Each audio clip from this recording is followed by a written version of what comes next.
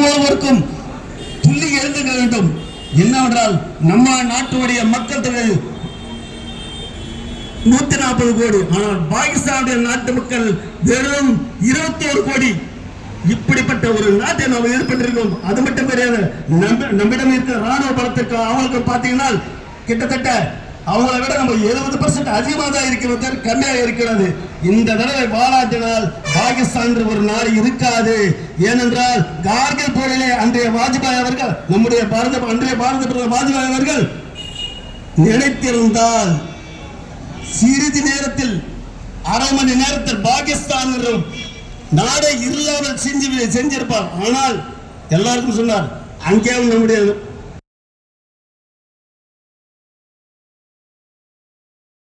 விட்டு விடுவோம், ஒரு பயத்தை காட்டுவோம் என்று சொன்னார்கள். ஆனால் இந்த தடவை அப்படி கிடையாது. நம்முடைய பாரத பிரதமர் ஐயா நரேந்திர மோடி அவர்கள் துணிச்சலுடன் செயல்பட்டுக் கொண்டிருக்கிறார். என்னுடைய நாட்டு மக்களுக்கு நாட்டுக்கு ஏதாவது ஒரு சிறு சேவகம் வந்தாலும் நான் விடமாட்டேன் என்று. இதனால் இந்த தருணத்தில் அனைவரும் ஒற்றுமையாக இருந்து, அனைவரும் அனைத்து மக்களும், நம் நாட்டில் மக்களும் அனைத்து கட்சிகளும் ஒன்று சேர்ந்து நம்முடைய பாரத பிரதமர்களுக்கு உறுதியாக இருக்கும் என்று கூறி வாய்ப்புக்கு வழிவழங்கி நன்றி. வணக்கம். நன்றி. வணக்கம். இன்று ஏதோ பயத்தை காட்டிவிட்டோம் என்ற ஒரு பெரிய வெற்றியை அடைந்து விட்டோம் என்ற ஒரு மமதையில் தீவிரவாதிகள் சந்தோஷத்தில் இருக்கிறதாக அவர்கள் நினைப்பு. ஆனால் அது உண்மை அல்ல. ஒவ்வொரு குடிமகனின் மனதிற்குள்ளும் தேசிய பற்றையும் தேசிய உணர்வையும் விதைத்து சென்று உள்ளார்கள் என்பதுதான் உண்மை.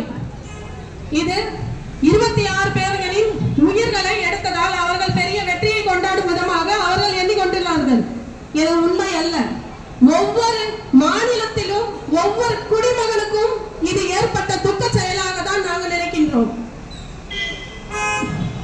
மதத்தினாலும் இனத்தினாலும் அனைவரும் ஒன்று என்ற எண்ணத்துடன் வாடும் எங்கள் பாரத நாட்டில் 100 ஆண்டுகள் போராடி வெற்றி கண்டு இன்று சுதந்திர தின நாடாக நாங்கள் வாழ்ந்து கொண்டிருக்கும் இந்த நிலையில் மீண்டும் ஓர் சுதந்திர உணர்வை எங்களுக்குள் தூண்டிவிட்டதாக தான் நாங்கள் இதை கருதுகின்றோம்.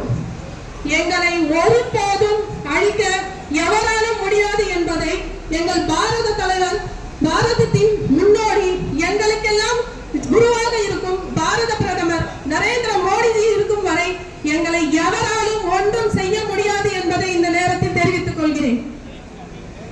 வடநாட்டவர் என்ற போர்வையில் வங்கதேசத்தை சார்ந்தவர்களும் பாகிஸ்தானை சார்ந்தவர்களும் குடியுரிமை, இந்திய குடியுரிமை இல்லாமல் இங்கு நம்மளோடு ஒன்றோடு ஒன்று கூடி குழவி கொண்டு உள்ளார்கள்.